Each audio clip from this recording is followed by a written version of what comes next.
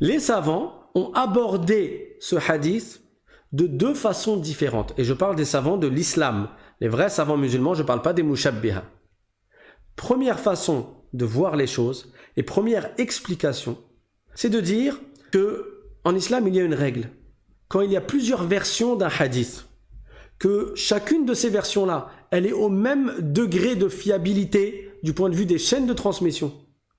Et que ces versions, elles s'opposent les unes les autres en apparence. Et il n'y a pas moyen d'interpréter certaines versions pour qu'elles soient conformes aux autres versions. Alors on dit que c'est un hadith mudtarib.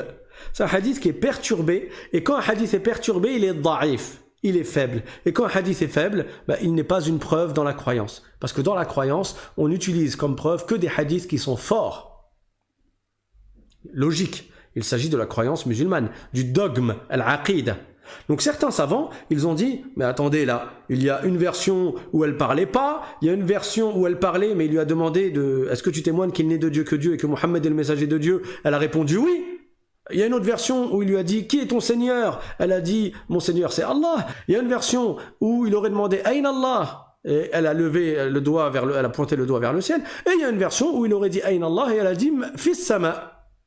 Et eux, ils vont traduire en disant, où est Dieu? Dieu est dans le ciel. Alors ces savants, ils ont dit, il y a tellement de versions qui s'opposent les unes les autres, et il n'y a pas moyen de les assembler de sorte à ce qu'il n'y ait pas de contradiction, que on rejette toutes les versions. On dit que le hadith est muttarib et il est faible.